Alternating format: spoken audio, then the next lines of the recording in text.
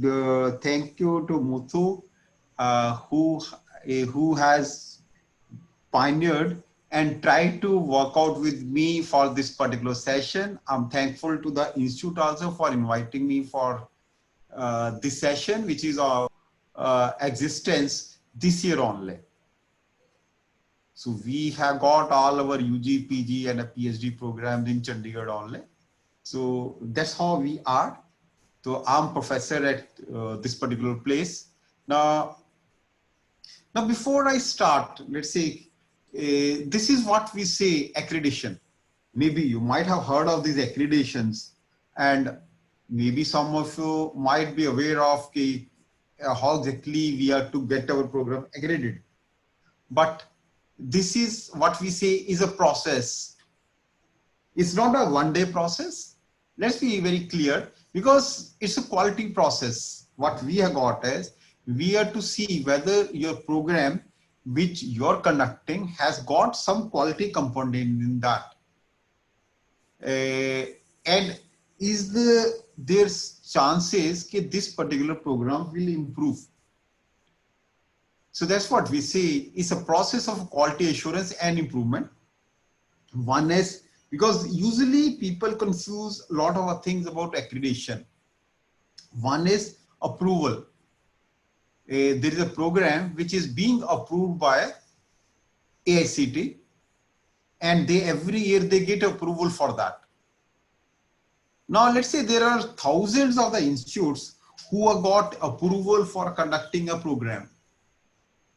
Then how does the student will decide where he is to get the admission, where he is not? One is, usually this is one of the measure which is taken, that is the word of mouth. Is the students who become your champions, who promote your institute. How do they do it? Let's say, in case a student is there, he likes the institute. He says, what are the measure? He says, there's a layman's. What is the measure? He says, yeah, teachers are pretty good. Results are excellent. Placement is beautiful there. Right? So this is what we say is the student perception about an institute. How will he think this is a good institute? In case the students are his champions, students are his ambassadors, who will tell, okay, this particular institute is good. Maybe in Hyderabad itself, there is so many, I've visited so many institutes. It's the students who tell me, okay, this is a beautiful institute, sir. These students, most of the students are getting jobs. Because basically what we say is, what is the outcome of this particular program? Let's say, this is a student's perception also. In case I go through a program for 4 years, what I'm going to get out of it? That's what we say the outcome. Because there can be so many indirect measurements which are there. He will become a good person, he will be useful for the society. Yes, we agree. He will be useful, but what he got out of it? That's what we see the direct benefit which will be there for this particular course there. Now, in case, this is what we say the outcome. Okay, for any program which is there, where the student goes for 4 years and afterwards he gets a job. That means, okay, my process, my education was such, it has helped him in getting the job. They say it's an excellent institute.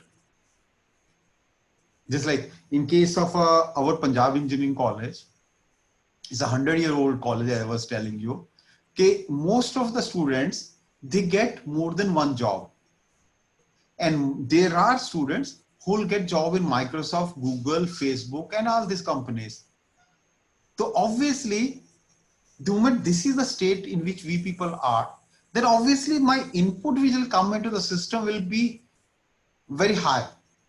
Maybe if I look at my admissions, we close within first 5% of the JEE means. Now you imagine, have we got this thing in one day? No. Over the years, we have worked hard, and at the end of the day, we have attained this particular level there. So this is what we say is the quality. Quality is not a one-day job. Once we have to see the quality, we just see how your improvement is there as far as the quality is concerned. So that's what we say. Accreditation is a process of quality assurance and improvement. Because I'll tell you, the moment some of the students come to your colleges, first thing they ask is, what is the placement over here in this particular institute? I hope some of you might be agreeing with me. I think what I will like to have is, okay, in between, I would like to have some of your queries, some of the question in between. In case somebody would like to ask me anything, either he can send me chat, or he can just unmute himself. I'll stop and answer your question. Because usually there are a lot of doubts, a lot of things people have got about the accreditation. So that's what I would like to make it a session whereby I'll be able to clear most of the doubts here.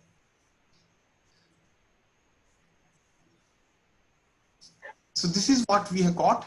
Okay, accreditation is a process for quality assurance. This is first thing which is there, and improvement. Now, those of you who have gone through the accreditation process, they ask for the continuous improvement. Okay, what sort of a continuous improvement you're doing? This is what is there, what we say is the improvement. How do we do it? Where the program in an approved institute is critically appraised. Okay, what we do is we try to critically examine your program. Whatever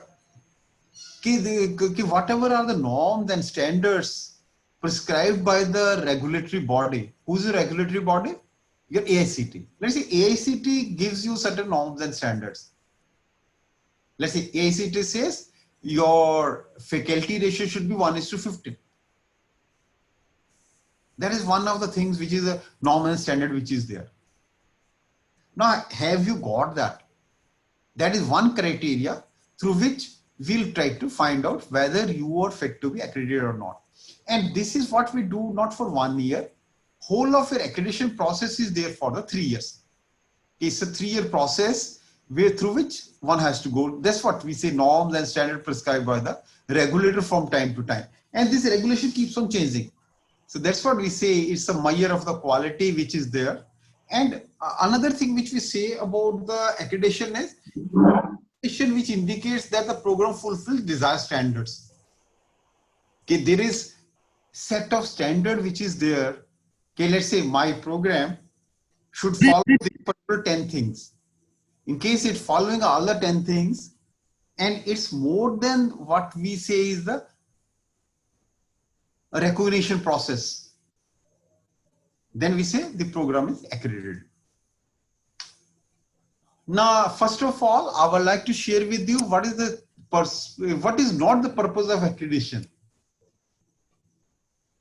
Because I'll talk about what is accreditation, but I would like to initially tell you, okay, this is not what we do. And once we go for any accreditation there, not to find fault with the institute.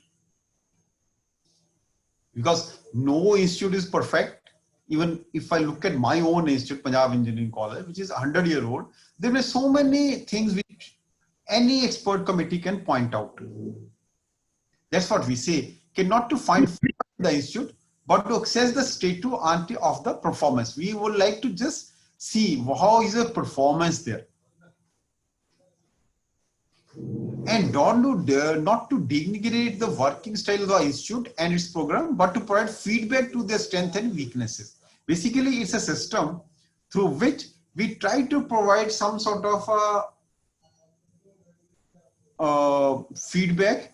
Okay, what is your strength? What are your weaknesses there?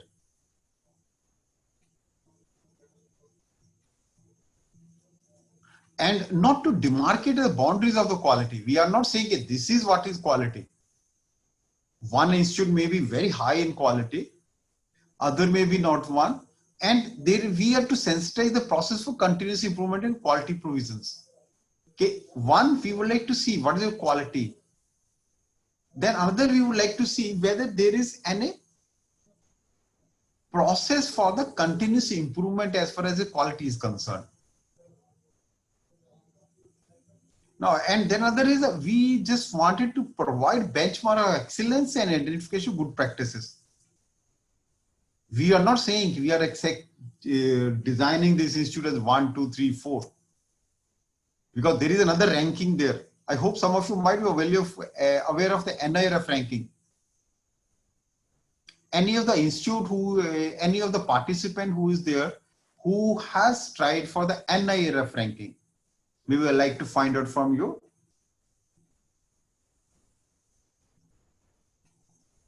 Yes. Anyone who would like to share? Anyone who has gone for the NIRF ranking as far as their institute is concerned? Okay, let me clarify.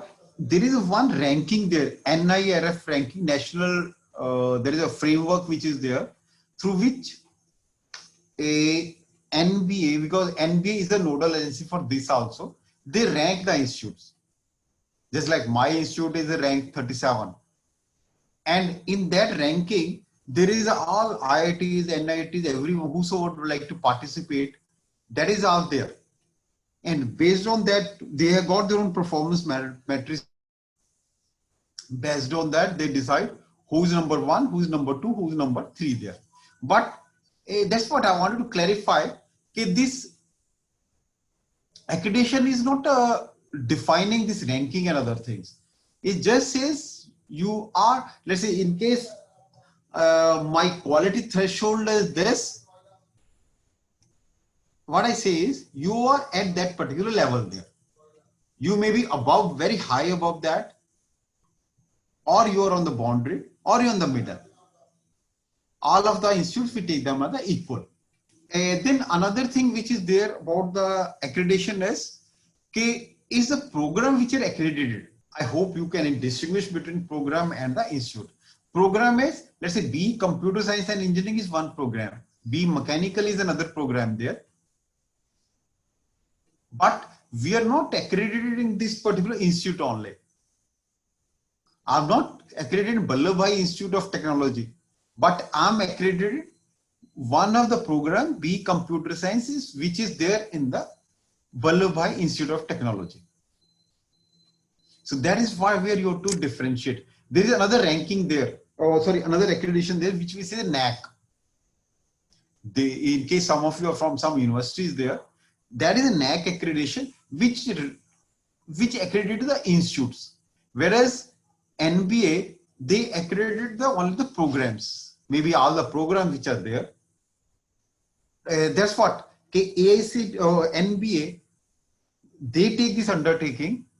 While advertising, you will not say this Vallabhbhai Institute of Technology is accredited. These are the 3-year program which has been accredited by NBA. This is only you can claim. So that's what we say, program and not education institutes are considered for the accreditations, and program from which at least 2, there's another condition which is there, because in case you fulfill this condition, then only you can fill the pre-qualifiers. Program from which at least 2 batches of students have graduated and considered for the accreditation. Let's say, precisely what we wanted to say is, in case your institute is only 5-year-old, then you can't go for accreditation. In case your institute is more than 6-year-old, then you can go for the accreditation work for a program which is there in your institute for the last 6 years. Let's say there is quite usually it happens, I start my institute with 4 programs, then after 2 year or 3 year, I add another program. I can't go for accreditation for that particular program. I can go for the program which we have started initially only. So that's what we say, program from which at least 2 batches of students have graduated and considered for the accreditation. This is the general policy as far as the accreditation is concerned. So then this is what outcome-based education is. What is the outcome-based education? Maybe there will be so many talks which will be there for the outcome-based education. This is the first thing. What the student need to learn and what the student need to demonstrate to the professional world, because this is outcome-based. I must tell him that this is what you're going to learn, and accordingly designing both curricula and delivery mechanisms to build the required skill and the competencies. So how we'll see in case the student is able to have showcase their skills to the world around. Okay, what the student need to learn, how will I decide? Yes, maybe can I have few queries from you about this only, what the student need to learn? Yes, how will we decide what the student need to learn?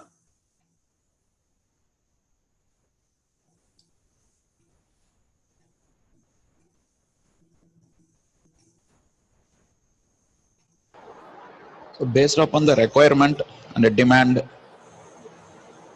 Yes, that's the right, based on the demand, based on requirement. That means what my output is, is it my things which I'm teaching to those people, they are based on the requirement or not?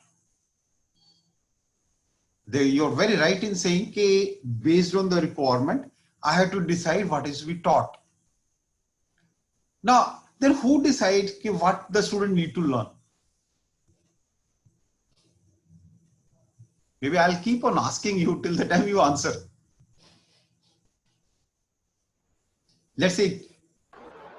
So upon framing the outcome, the program execution team must decide what is to be taught to the students to achieve the expected outcome. Basically what you're saying is the executor. Who are the executor in that case? Is your teachers. Yeah. Yes, Does sir. your teacher decide what is to be taught to the students? Yes. You're from which institute? Sunrise Prakasam. Okay. Andhra Pradesh. Andhra Pradesh. Now, it's not that, let's say, you have got a department of a computer science there, where students are there, and where there will be 10-15 faculty members there. Now, is it your teacher decide? No, sir. It's no. No, it's not like that. It is basically university decides what is to be taught to the students. That's what. Okay, what the student need to learn, because we have to be very clear about all these things. Okay, what the student need to learn is, okay, let's say your university decide, how do they decide? They frame a curricula for that. Because you may not be the one university where autonomy is there, where you can set up your own curricula. So your curriculum is to be given by the university only. I hope I'm right in that sense. Yes, sir. Yes, sir. But for autonomous and all, we are framing it. Yes, maybe some of your participant must be autonomous only. Yeah. Yes. All right. Sir, is it, sir, sorry to disturbance. Sir, this is faculty Chandramohan from Kanchipuram Shankara University. G.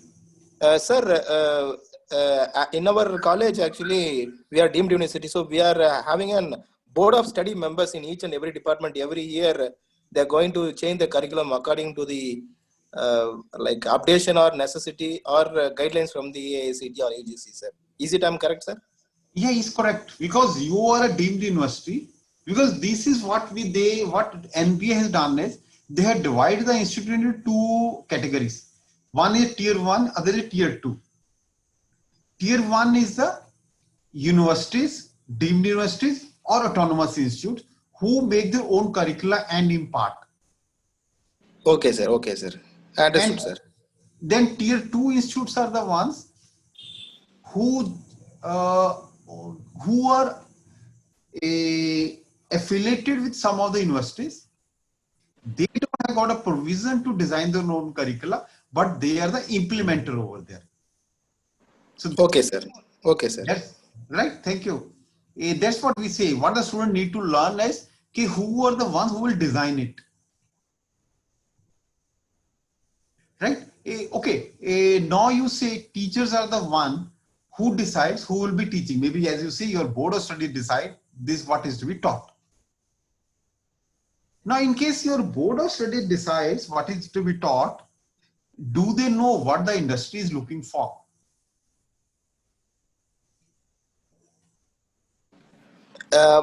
Actually, we in a board of study member, we have a team of academic as well as a team of industry person also. They will be sitting together to change the curriculum. So that is the agenda we are following, sir. Okay. Okay. Now you come to the second point. That's good. Okay. Your learning mechanism, because outcome is from the institutes, outcome has to go to the industry. In case outcome is not accepted by the industry as an input, then my outcome doesn't of any use to me. Then okay, that means while you decide what is to be taught to, what is to be student need to learn, there is one stakeholder which we say is the teachers, other stakeholder is your industry. Now do we ask the student what do they want to learn? Yes, some of yes. Now my question is, do we ask the students also what do they want to learn? Yeah, sometimes it happens for example, in their final year or else in the third year, some courses we have used to give as electives. Like if they are interested in big data, they can learn that course, or else if they are interested in some network security or cyber security, they can take that. So in that way, by providing electives, we are making them to choose at a minimum level. We can do this. Okay, that is what we say at the implementation level, you do it. Okay. Implementing, you think of whether you want to give elective A, elective B, or elective C. Yes, But yes. my question is, at the time of designing itself, Hope we don't have that in practice. yeah, you don't. But what NB expect is your students should be also be one of the stakeholder for your curriculum making. Okay, thank you. Right? What has to be done is, okay, in case you got an alumni, take few representatives for the alumni. They are the, let's say, any alumni who is only 4-year-old, 3-year-old, they are the right person to tell you, okay, sir, this particular course was of no relevance to us. Whereas as a teacher, I can say, okay, because there's a differentiation which is there. As a teacher, I know this only, that's why I would like to push this particular course. Whereas students say, I don't want to learn. Maybe they willingly, unwillingly, for marks' sake, he keeps on sitting. But once he becomes an alumni of yours, he says that that subject was of no relevance as far as I'm concerned. So this is what we have to see. Okay, you have to think about, once you decide what the student need to learn, you have to think of stakeholders. One of your stakeholder is your faculty, other stakeholder is your industry, third stakeholder is your alumni, whom we say the students. So in case they participate, then they decide, okay, this is what is to be learned. Now what NB expect is that this whole process should be documented. I hope in your curriculum design, you're documenting this process. Yes, sir, we are doing, sir. Yes. Okay, because obviously once we say accreditation, there is a team who will come to you. They will like to see all this documentation. Okay, what is your process of designing of this particular curricula there? How your curriculum has been designed? Then what the student demonstrated to the professional world. Okay, now you tell me how the student will demonstrate something to the professional world. Yes, again, a poser to you people only. How do you think your students will demonstrate to the professional world? Okay, this is what you are.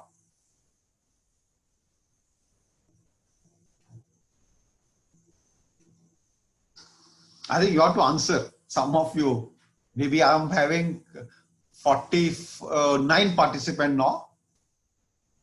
I would like to ask from each one of you how your student will demonstrate to the professional world, because this is what is the outcome.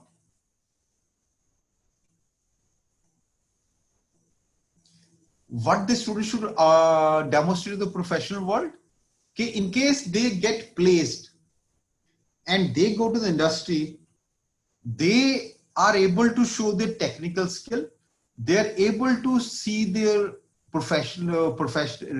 technical, professional, interpersonal skills and communication skills. In case they are able to showcase to the world around these 4 skills, that means the product which you have, outcome which you are given out of the system is accepted by the industry. Because these days, people don't talk about much about the technical competencies. They talk more about the interpersonal skills, problem solving, and your communication skills.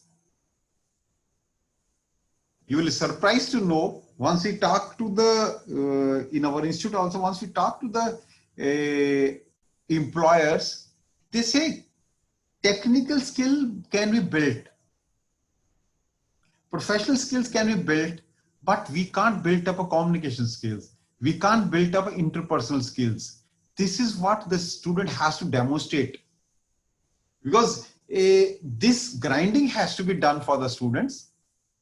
Okay, they learn the interpersonal skill, they learn the communication skills, and they learn how to work in a group. This is the professional world looking for. So that's what we say. What the students should demonstrate to the professional world is this particular thing. They're accordingly designing both the curriculum and delivery mechanism. That means, okay, once I know industry is looking for this, students are looking for this, then based on that only I have to design the curricula. And once I had designed the curricula, then I had to think about the delivery mechanisms. Okay, this is what NBA looks for once they come there as a team. Delivery mechanism is your teaching strategies. How you're going to evaluate the students, how you're going to impart teaching, and how exactly you're giving them the final grades. It's basically what we say is delivery strategies is how you're teaching, how you're continuously evaluating them, and how you're finally evaluating them. These are the 3 strategies which we usually look for. Okay, the moment I would like to meet your teacher, once I go for accreditation, I'll find out from him, okay, how has he evaluated the students? One is how has he taught, and how has he evaluated the students to build the required skills and the competencies in him. That's a task which we have to think of, how exactly this particular task can be performed. That means what we have to do is we have to think about what is the curriculum which is to be imparted and how is it to imparted, because first it is to be designed, and how exactly it can be strategized for the evaluation. And what is the basic, what we're looking for is there some bias in the evaluation? What can be the bias in the evaluation? In case everyone is getting A grade in a particular course, that's a bias.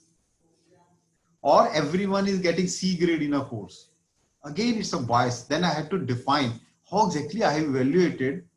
Okay, is it, what we say is, okay, is it your teaching evaluation criteria was so high that everyone got C grades? Because what we look for is, we look for a normal distribution as far as the evaluation is concerned. Okay, let's say, I can give you the example. In case there are 100 students, there should be, my maximum grade should be, that means 60% of the students should be getting the middle grades. Because obviously there will be very few exceptional students there who are exceptionally intelligent, who are exceptionally poor. Because I can't have a class where all the students have got the same competencies. So that's how we have to going to evaluate those particular students. That's what we say. Design both curricula and delivery mechanisms to build the required skill and the competencies as far as students are concerned. Because this is the most important slide, which will give you the total overview of the accreditation processes. Because what is the outcome-based education? Outcome-based education is based on this particular slide only. And outcome-based education evaluation is also based on this particular slide only. That's why I'm trying to put more emphasis upon this particular slide. Any doubt you got about this? Anything you would like to comment upon? Anything you would like to tell me? Yes, some questions.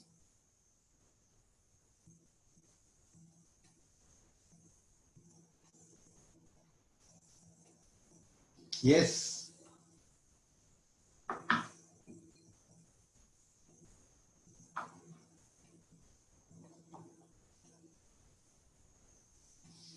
I want you to come to for your questions. Okay, if there is no question, I hope you're not typing in the text. Because then I had to stop sharing and see what are the questions you have got. Let me see. What we say K, A to K, which a student has to have. K, the moment I would like to have outcome-based program accreditation, this is what we try to see. Okay, what sort of a knowledge and a competence profile is there for the students, and what is the student learning outcome which is there. First is his engineering knowledge, because obviously once you're producing a computer science engineering, he should be knowing about the computer science as it is. Then another is his problem analysis techniques. How, let's say, given a problem, how he handle this problem. How can he develop this sort of techniques there? In case he would have gone through certain assignments, in case he would have gone through some projects, he can think about this problem analysis skill there. And design and development of solution. How, for given a problem, can he think about designing a solution for that? For that, his engineering knowledge is important and his problem analysis is most important. And then investigation, how he investigate the problem. Then the modern tool uses. This is another very important feature which is there as far as engineering is concerned. Okay, how he's able to use most of the modern day-to-day tools which are available these days. Then how the engineers and the society, there's another, okay, the moment I produce an engineer, he has to serve the society. I had to tell this engineer whom I am producing, okay, what sort of linkages are there as far as the society is concerned. Okay, environment and sustainability, okay, within which environment he will to work, and what is the sustainability of that environment. And then another most important component is one looks for as an industry is ethics. Okay, what sort of ethics we have given to the students? Ethics of honesty, hardworking, and other things which we say are the ethics. Are we taking up this? Because these days there is a lot of emphasis which is there for the on the ethics as a one of the attribute which is there. How ethics can be developed? It can't be developed in one day. It can't be taught. It has to be practiced. Okay, if I would like to give somebody good ethics there, that ethics has to be built up there. Then another is the individuals and a teamwork. This is the most important attribute which is which engineer has to have. Okay, working in a team. Okay, what sort of a teamwork is there? Okay, there is always a heterogeneity into the team. Individually, people, because this is true about the Indians. That's what most of the Western countries says. Indians are great, but once they make a team, that greatness is not shown there. This is what we have to work for. Okay, how exactly they have to work in a team. Now, because in a team, there is always heterogeneity. There will be one guy who will be very intelligent. There will be one who will not be that intelligent but very hardworking.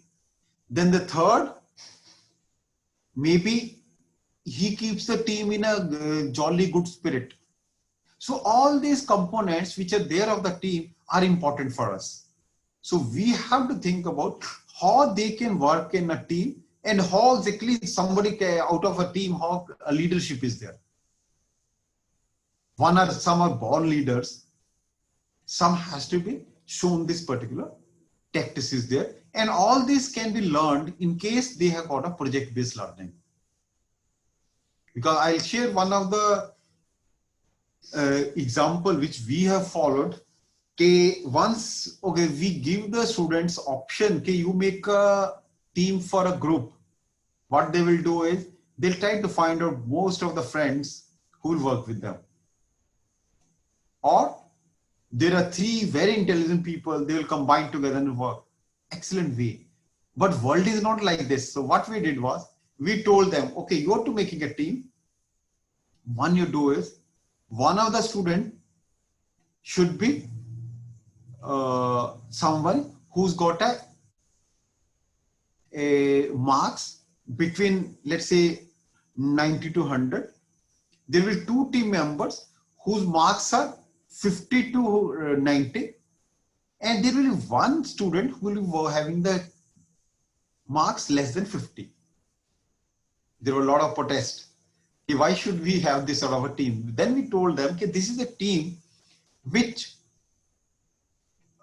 are required as far as the industry are concerned, because there has to be heterogeneity. In case you keep on working in a homogeneity, closed environment, you'll not become a team there. Then I would say this particular creation of this sort of a teamwork produce excellent results, in the sense we could promote some of the students who were very low in the ladder to work in a team.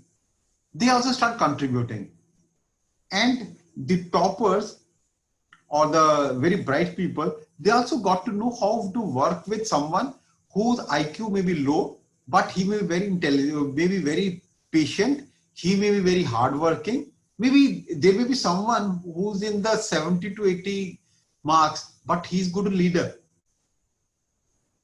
So this is what has to be made very emphatically there. This is what they look for. Okay, how exactly you make the teams, how the team works, and then the communications. Okay, what sort of a communication skills you have developed in this particular students there. Maybe these days there is a lot of emphasis to work with the soft skill of the students. Maybe some of you might be doing this particular work, developing good soft skill for the students as far as students are concerned. If you're not, then you work for this. Then the project management and the finance, because these days only engineering doesn't help. So your curricula should be balanced in such a way that there has to be some course on project management and economics there, finance and other things. And these days people talk a lot psychology. In engineering, there are a good number of institutes who have given us psychology as one of the courses there.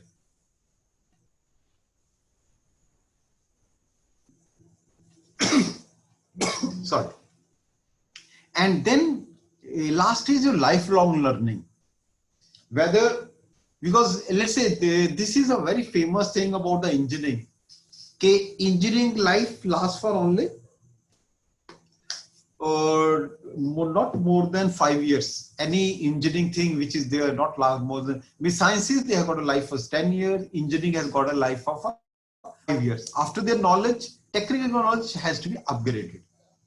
Whereas managerial issues, handling managerial things has got a long learning.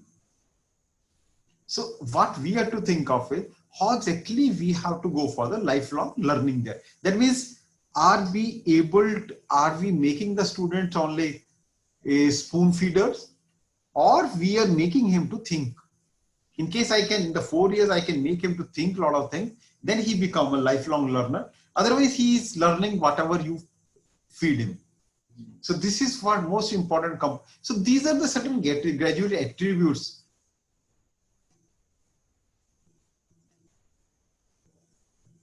which a student has to have to produce a good outcome as far as engineering is concerned.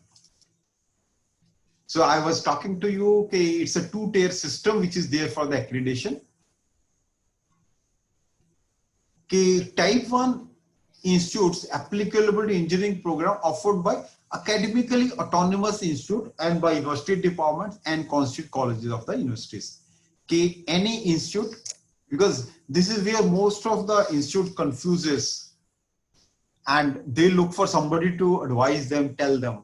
What we got is every program which is offered in autonomous institute or a university or where they have got autonomy, then they are to go for the documentation which is type 1 documents, and type 2 documents are for the non-autonomous institutes.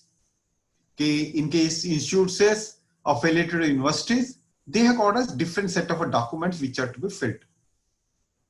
And for both, a same set of criteria has been prescribed for accreditation. There are 10 criteria which are there, which has been prescribed for each one of them. Based on that only accreditation is there. So you should be very clear what is the tier 1 institute, what is the tier 2 institutes there. Yeah, this is maybe this marks keeps on changing. There is a periodic changes which happens in this particular mark, but at the end of the day, it's 100 marks, 1000 marks which are there. One of the criteria for accreditation is vision, mission, and program educational objectives. Most of the institutes don't have got these PEOs. Every institute, whether autonomous, whether non-autonomous, has to think about what are they meant for. They are to have this vision, mission.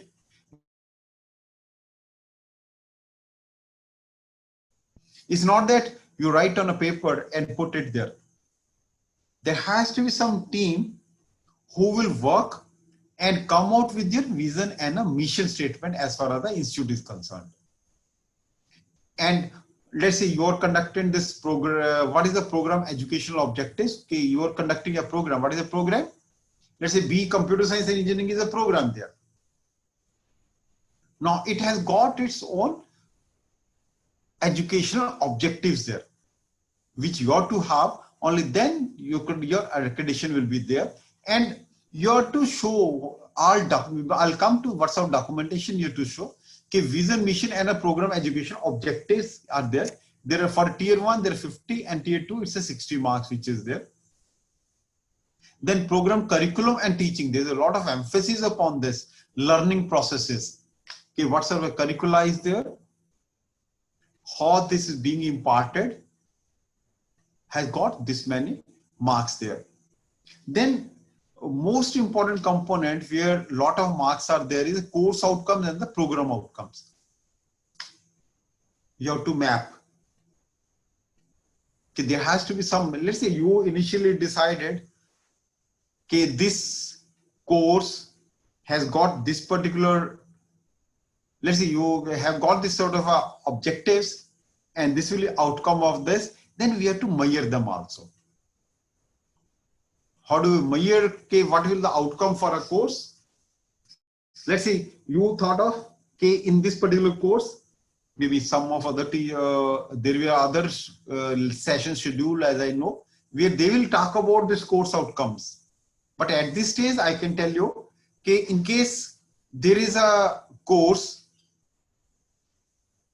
from it, there are certain objectives which has been defined, and this will be the outcome of this particular course. I had to design how exactly that outcome will be achieved.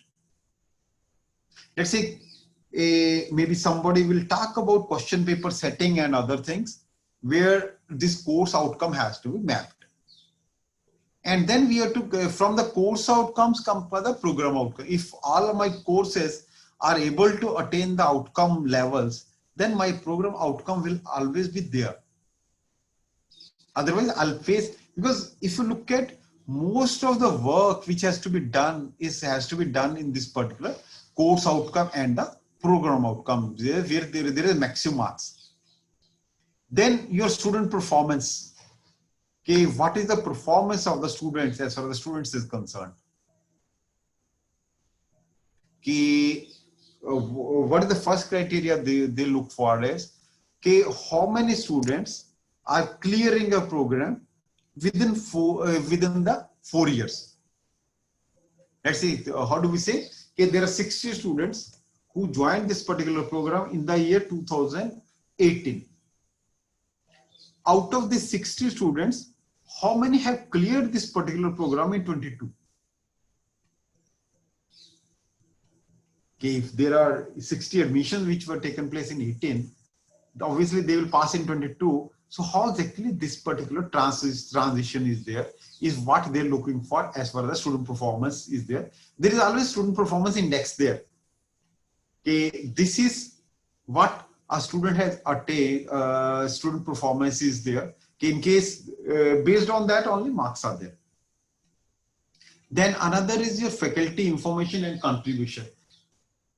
Okay, given an institute, okay, what is the contribution of the faculty? One is the faculty information. Okay, let's say in a computer science department, there are 30 faculty members. What is the qualification? What is the designation? All this information is related to faculty. But what is the contribution? That has got good amount of marks. Okay, let's say there are 20 faculty members, then we see what the ratio of that. One is we try to see the cadre ratio. What is the cadre ratio? Okay, how many professors, how many associate professors, how many assistant professors are there in institute. That's one sort of information which we are seeking. And another is what is the total number which is there.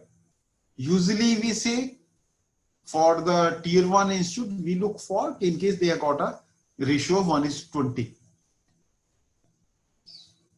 Or sorry, 1:50.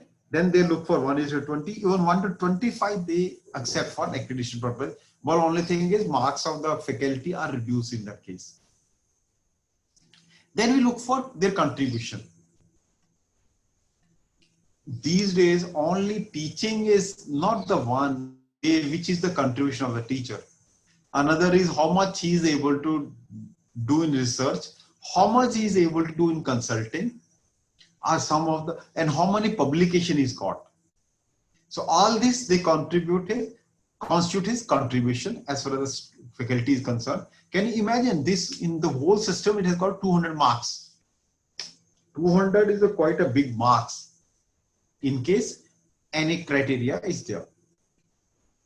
So if you look at your 3, 4 and 5, which is related to your faculty performance and the course outcomes, in this particular system, it has got around 500 marks. So major contribution comes from the faculty and the course delivery system there, and based on the student performance there. Rest are very small contributor. Maybe I'm not saying they are low, but they are. And the facilities and the technical support. What sort of technical support staff you have got? Okay, how many technical staff you have got? What is the qualifications? Is they sufficient? All this we see in the facilities and the technical support. Then the continuous improvement. Maybe if you are getting accreditation for the first time, we would like to see in the 3 years of for which you are submitting the data, what sort of improvement is there? There is one way of looking at the improvement. Another way is in case you are going for the re-accreditation, how your in case earlier expert committee has pointed out some strengths and weaknesses, how you are covering up those sort of weaknesses there. So this is what we see is the continuous improvement. Two things. One is in the last 3 years, if your first time accreditation, last 3 years, what sort of improvement is there? In case my results were 80% in first year, then next year it became 85, then it became 90. I see there's an improvement there. But in case results were 80% in the first year, 17 the next, 16 the next one, I say there is no improvement. The improvement we look for in the labs also. Okay, let's say you added some new equipment. How much money you have pumped into this system. That's all part of the continuous improvement. Then there is a lot of emphasis as far the first year academics is concerned. Okay, in case of a first year academics, what we have got is, because there is another study which has been done, okay, there is a 40 to 50% of dropout of the student after the first year, either due to fail or they were not there for the engineering. So all these things are there. So what AICT has done in this case is they come out with a 3 weeks of orientation program. Maybe most of you must be doing their orientation program.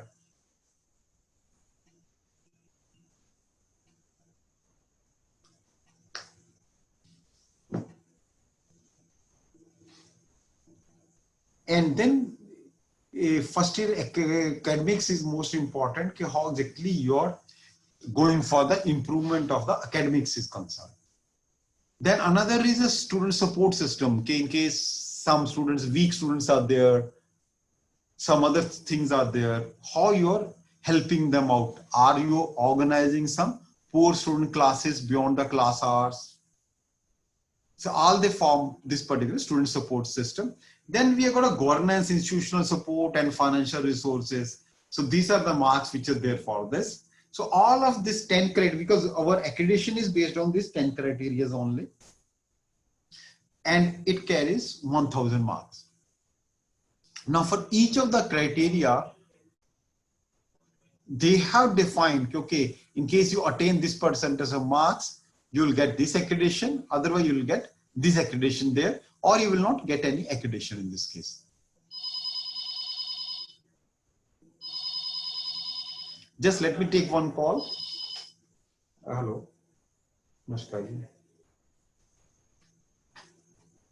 So these are the criteria based on which you are evaluated there. Maybe in case you got some doubts, you can just ask me here only. Because whole of the accreditation is based on these 10 criteria for which you have to make the documents there. Any doubt you got about these 10 criteria?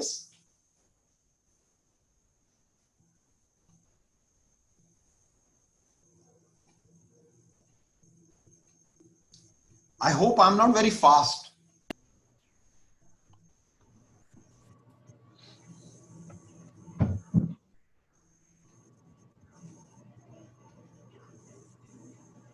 Yes, anyone give me any doubt there? No doubt, sir. No doubt. Okay. Okay, then I can continue. Yeah, yes, sir. Okay, these are some of the criteria which are there for which you have to have the evaluation. This is the grading which is there. Anyone getting 75% marks and above is Y, and between 60 to 70 is C, and 40 to 60 is taken as his weakness, and less than 40 is taken as the deficiency. So these are the 4 evaluation criteria which are there with the evaluators. Okay, for all these 10 criteria, this is the evaluation matrix.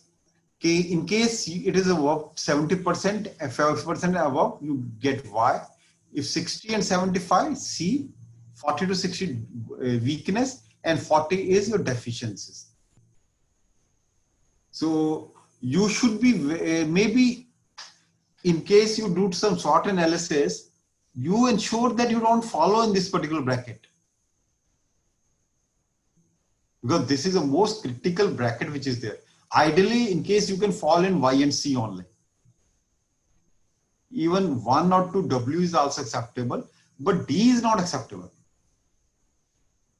In case you got a deficiency, because in a tier 1 institute, you got a deficiency, they don't accredit.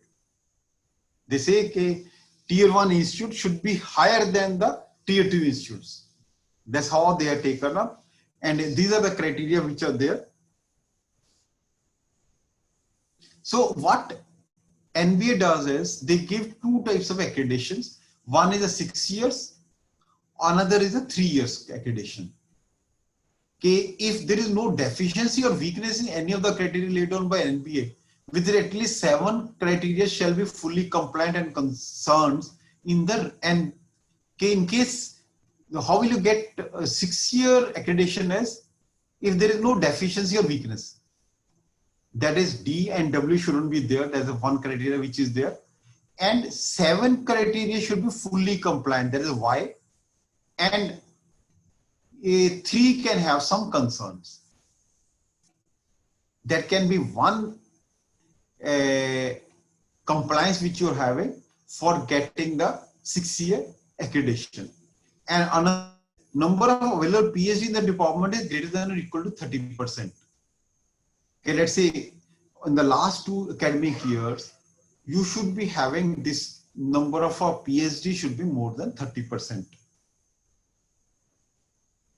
And this is what we say, a deficiency and weakness shouldn't be there.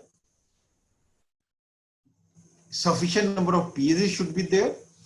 And out of that, 30% should be there with a PhD.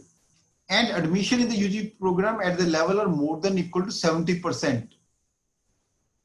That means in case there is one program which is going for the accreditation, it should have the admission at least 75%.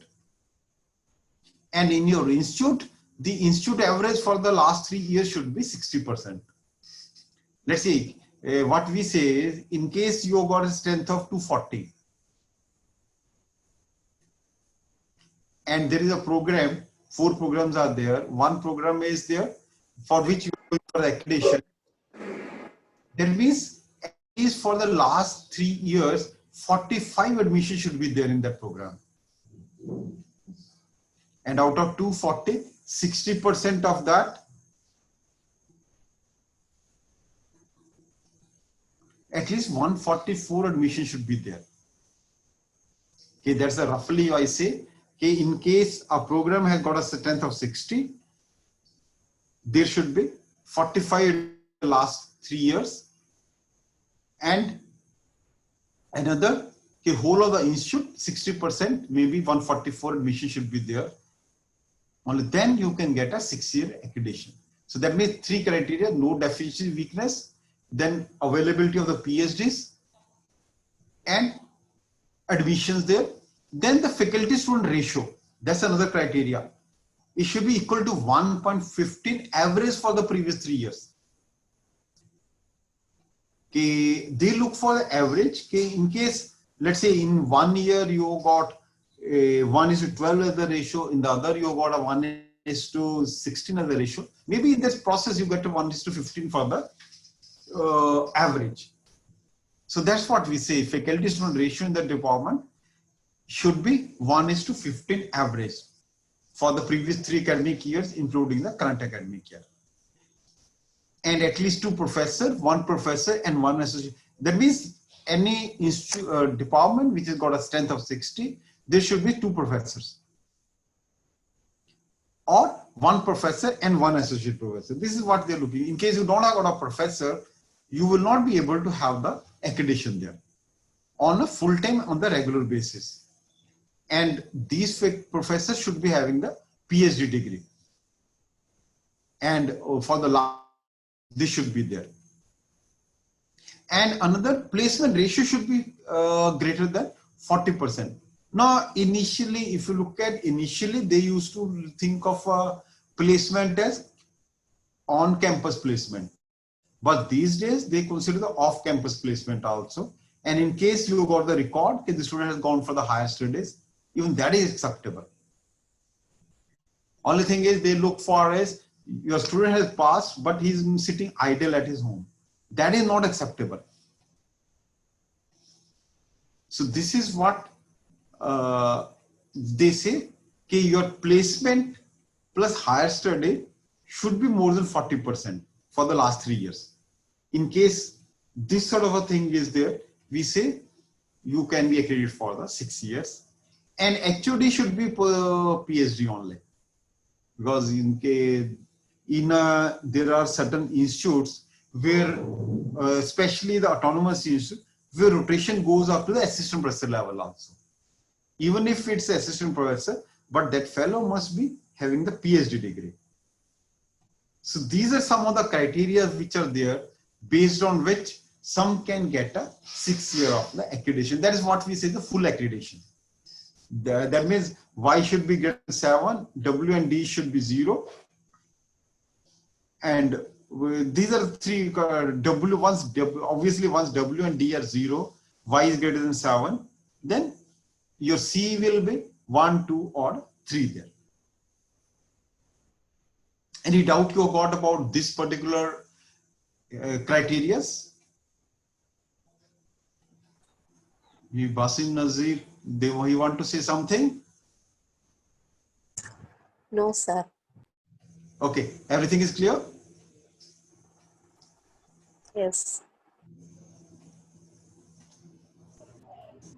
Then this is a provisional accreditation. One is full accreditation for 6 years, other is provisional accreditation for 3 years. What it says is, if Y is greater than or equal to 4 and D shall be less than or equal to 2. Maybe now they have reduced even D also to 0. Okay, there shouldn't be any deficiency in the program. And at least 2 professors or 1 professor and assistant professor, they should be available there to academic years. And faculty student ratio can be up to 1:20. In case you got everything, but you don't have got a faculty to the ratio, you will never be able to get the 6-year accreditation. You will always get 1:2. If case is below 1:20 or 1:15, then all the time you will get a 3-year accreditation only. And in this particular case, maybe now they are reduced 20% of the PhDs, and placement ratio they have kept it the same.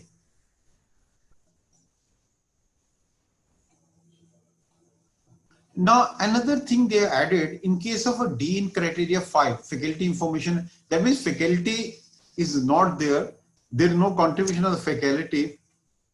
In case that is the deficient, even they will not consider it for a 3-year accreditation. So these are the 2 accreditation which is there, either 6-year accreditation or 3-year accreditation there.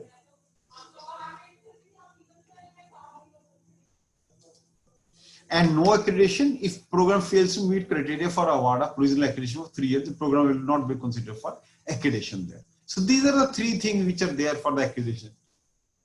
Either accreditation, full accreditation, or 3-year accreditation, or no accreditation.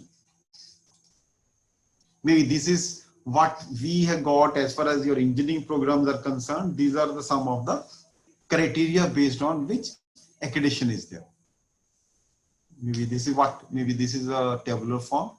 Okay, then the process is, okay, first of all, you fill the pre-qualifiers. What is a pre-qualifier?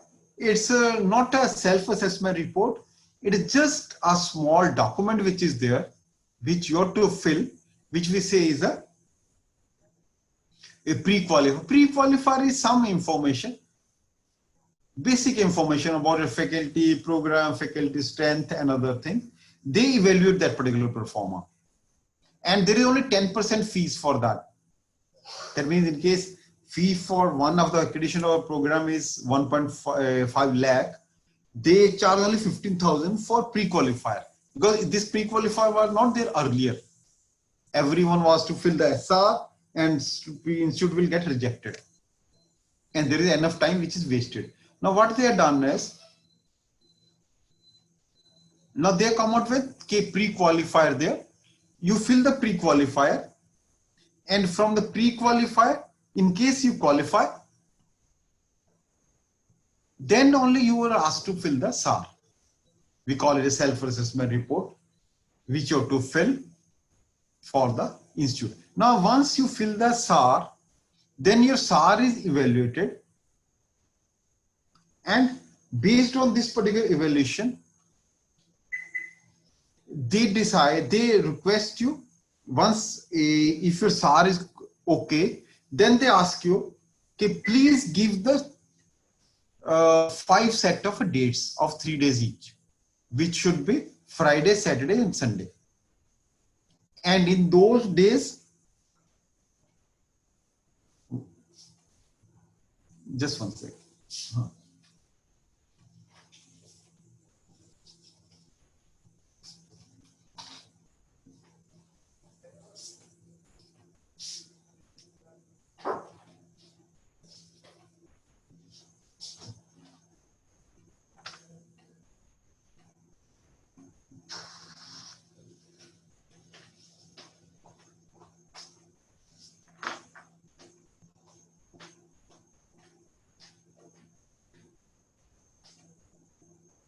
What we got is, I was telling you, once your SAR is approved, they look for 5 set of days, 3 days each.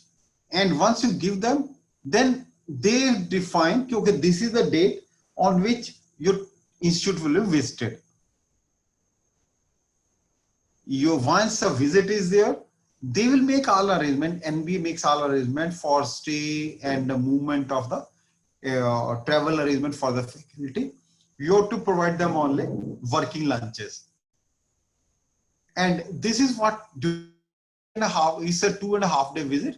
The team discusses with HOD of the department, deans, HOD of the program, and course coordinators. And then they look for, because they say it's a 360-degree evaluation, and member of the management discuss how the program files fits into the overall strategy direction of the institute. Then they have got interaction with the faculty members, alumni, students, and the employers. So these 6 are the components which they give for the visit there. Okay, this is once a visit is there, head of the institute is to be there, member of the management are to be there, faculty member has to be there, alumni, students, and the employer. They have got meetings with all of them.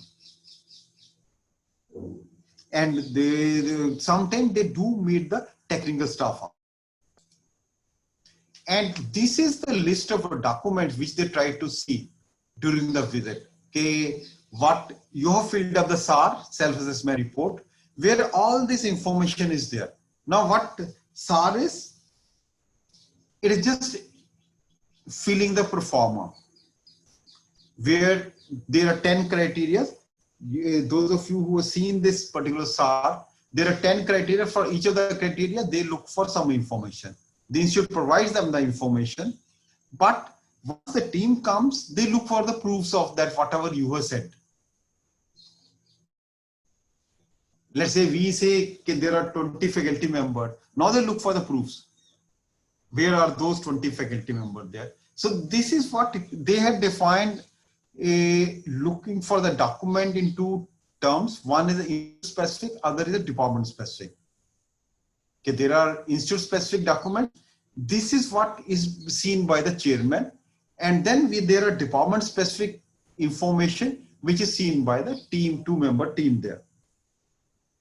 Now, as far as institute specific teams are concerned, composition of a GC and a BC, maybe your governing council, governing board, and what sort of functionality is there, what sort of decision they have taken, their attendance and record for all that, because you would have written, okay, my GC, I conducted this 20 meeting in the last 3 years. Then you have to have the records for all of them, minutes of the meeting, they all see that. Then the rules, policies, and procedure published by the institutes. For all the students, for all the employees, for all the faculty, there are some rules, policies, and the procedures which are there. How well they are documented and how you have published it. Is it all your rules, policy, and procedure are there on the website? Because ideally, what you should do is, because these days they look for a lot of transparencies. Okay, whether can you put all rules, policy, and procedures there on the net only?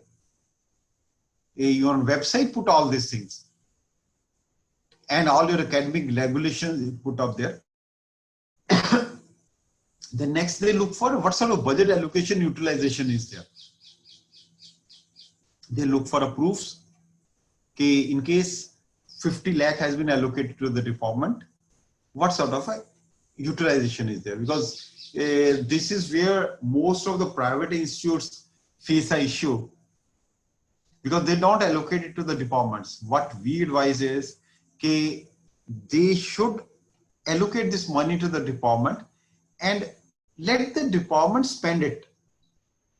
Let the department plan it, spend it through the institute. Nobody says management shouldn't be part of the purchases. They can be part of the purchases, but only thing is they should go through the department processes. That's it. If money is allocated to the department the case, sends it to the directors and gets the approval from the whatever chairman or other things that is acceptable. Then another is your information website. You have to have a website. Most of these institutes, they got this website, but in case it should be informative. That's what your all rules, policies and procedures should be part of your website only. Then what sort of library resources you have got? What sort of books, what sort of journals you're having? Now it should match with the whatever the minimal requirement for the AICTE is concerned. In case they're looking for X amount of journals for a department, that should be available. In case they're looking for Y amount of books for a department, it should be available. How do? They just go to the library, see the things. Then listing of the core computer and manufacturing facilities which are there. What is central facilities there? Maybe you got a workshops, you got a computer center. You have to give list of all these computing facilities which are there. Then records of training and placement career in a guidance cell. What sort of activities your training and placement cell has done, how that has helped them in the career, and what sort of a guidance and counseling you have done. This guidance and this counseling constitute two parts. One is in case students is facing a problem, psychologically he is not fine, then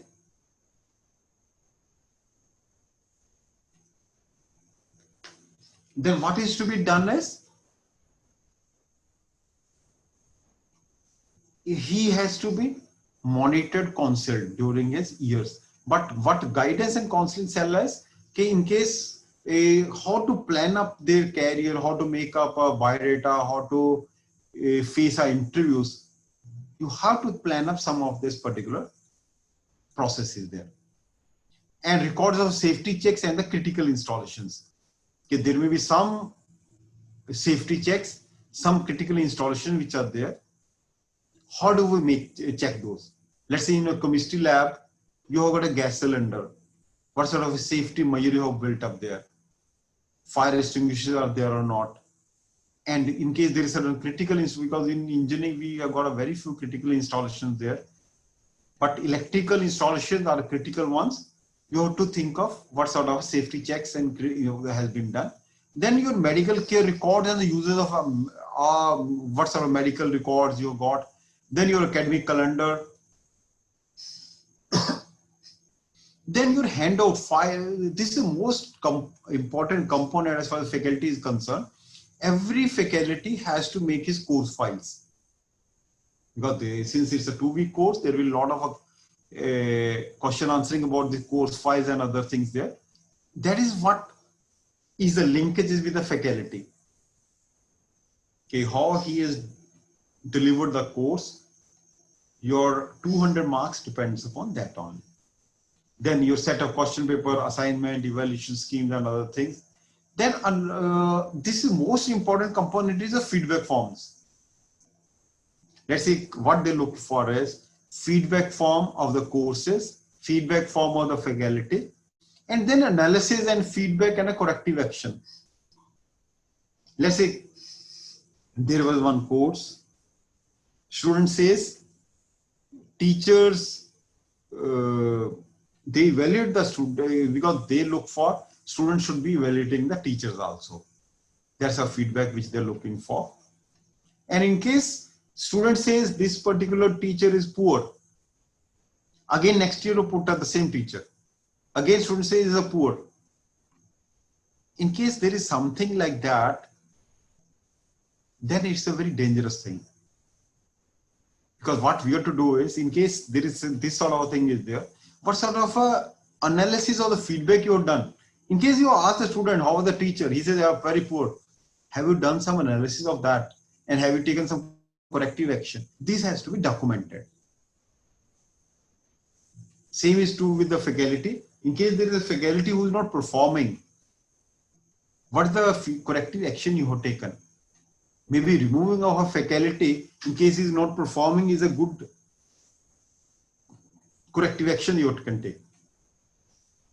That is acceptable. Then your documented feedback received from the stakeholder. One is while the course is going on, there is some feedback which goes on there. Then there is another, which is a documented feedback received from the stakeholder. Maybe your industries, parents, alumni, financiers. They will also giving the feedback there. Maybe this particular information they look for on the first day, list of faculty along with the qualification teaching first year courses and results of the first year student. This is the most important component. Who are the faculty member who, because there may be some applied science department because they don't fit in anywhere. Your applied science department or other department, they don't fit in anywhere. That's what they look for. Their qualification and the teaching first year courses there, and the result of the first year students. Result of the first year student analysis has to be there. So these are the records which they look for, and mind it, all this information you would have given SAR.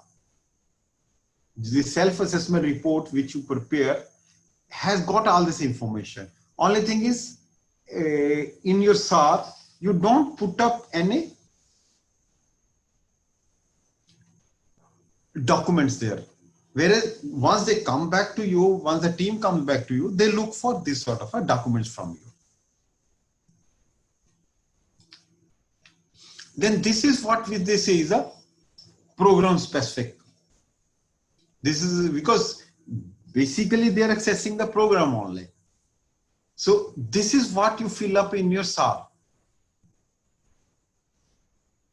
Maybe SAR is the one where all the information about the program, because it has got two components. One is the institute specific, which I already talked about. That is a part of the SAR. And another is a program specific. This is to be filled by the department. That is to be filled by the institute. So your program specific has got a bigger thing there. NB accreditation report for the past visit. In case you've gone for the accreditation visit, you have to have your reports there. And in case you've gone for the accreditation, as I was telling you, then what sort of improvement you've done there? That should be well documented. Only then the things will work. And department budget and allocation, because in your SAR, for the 3 years, you will fill recurring, non-recurring budget which has been given to you. And you will say, okay, this much I have spent. Now they will look for the proofs. Okay, in case this is the budget which has been allocated, how you spend the money and how have you allocated, how have you used it, all bills and other things they would like to see. Then admissions also. In SAR, we fill, okay, I got 60 seats in the first year, then 58 admissions. Now they will look for record of that, because they have to see how good the students you're getting.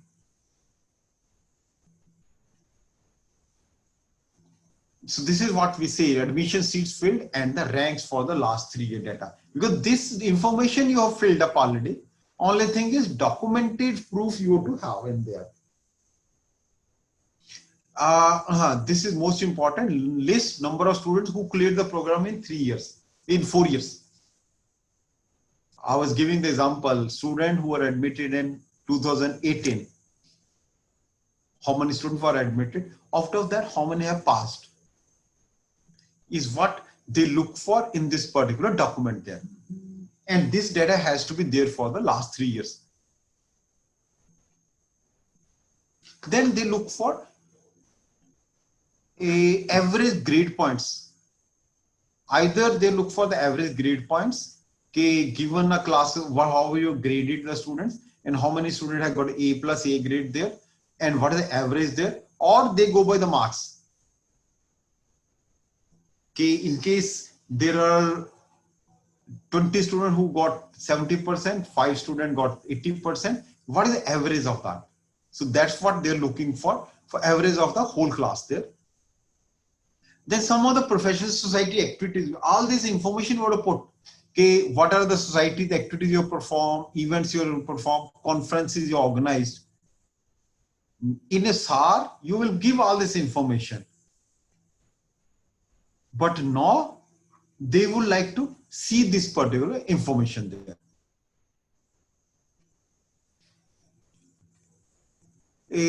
Then they'll try to look for, is there some publication work which is being done by the students?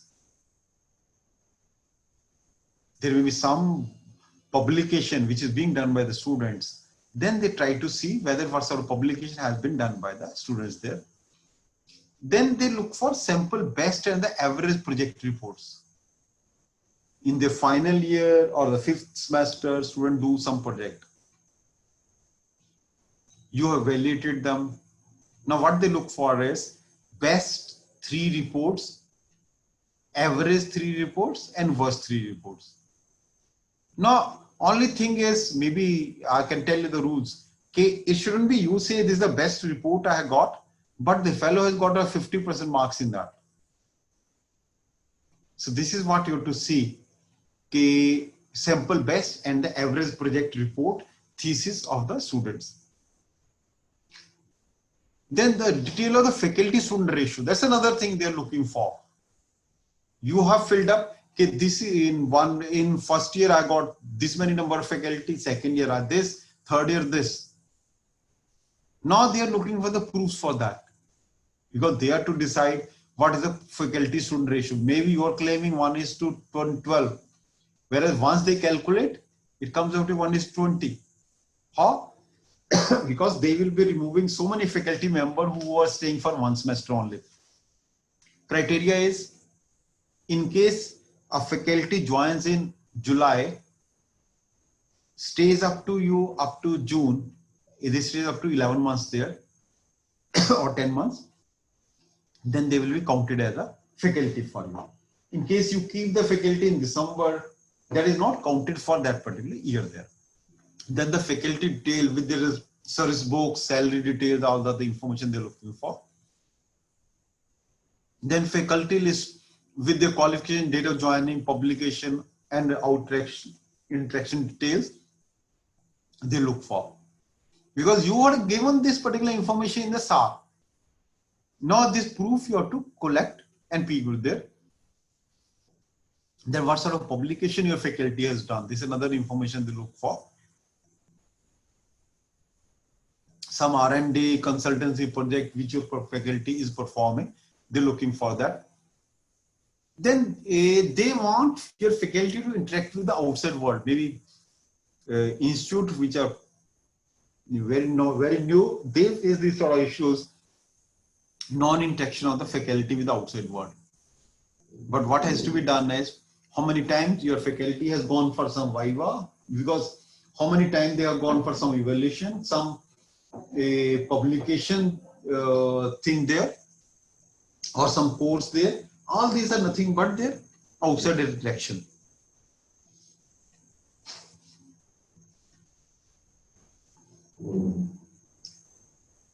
Then they look for how many labs you got, what sort of facilities you got there in the labs. Then a list of non-teaching staff, all the information. Then in the last 3 years, what are the facilities you have created? This information you would have put up in your SAR. But now they would like to see their proofs. Okay, where all these sort of facility have been created. Then most important are 22 to 28. Curriculum, POs, PEOs, mission and a vision statement. How your POs, PEOs, mission and a vision statement is made. is most important component as far as institute is concerned. Then this sort of mapping, maybe some of there will be further lecture there where they will talk about this mapping is the course outcome with the program outcome. Let's say there is one course, let's say I taught data structures. How it is mapping with the program outcome. Let's say A to K outcomes are there. With which outcome it matches? Usually the student, there are this sort of mistakes most of the institutes are committing. Okay, one course is mapping with all the 12 criteria, which in any case is not possible. That's what you should be very clear. While you do this mapping, only 2 to 3 criteria should be mapped for each of the course with the thing. And another thing, all the 12 criteria should be mapped with one of the course. Because this also happens, okay, in case I have got 20 courses, there is one criteria which is not mapped by any the course. So that means my program thing is not complete in this particular aspect there. So that is mapping is very important, mapping of course outcome with the program outcome. Then your course files, this carries a lot of marks, plan of course delivery, question paper, answer script, assignment, project report, listed labs, experiments, report of the laboratory experiments. This P24 involves all your faculty. In case there are 20 faculty members, each one is taking 1 or 2 courses. So they are looking for course file of each of the faculty member. They will like to interact with the experts will like to interact with the faculty along with the course file there. Now then there is a rubrics developed. Maybe some you will find there will be some sessions on the development of a rubrics. Rubrics is a measurement technology through which you measure the direct or the indirect thing as far as the course are concerned. This is what we also call the impact analysis. Then improvement in curriculum for mapping POs and PSOs. Based on maybe somebody will talk about the PSOs also, program objective and PSOs, program specific objective. Okay, based on the localized conditions, one is nationally there is a POs which are being made, but there can be few PSOs which can be added by your institute only. Let's say you are living near the sea, there are a lot of fisheries demand there. Can I orient my course there to the fisheries? That can be my program specific outcomes. So this is what we have to think about how mapping of POs and PSOs are made as far as curricula is concerned.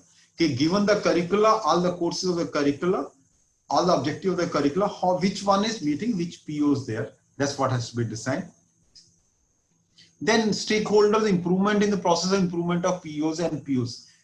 Once you get a feedback, how exactly you're going to improve it.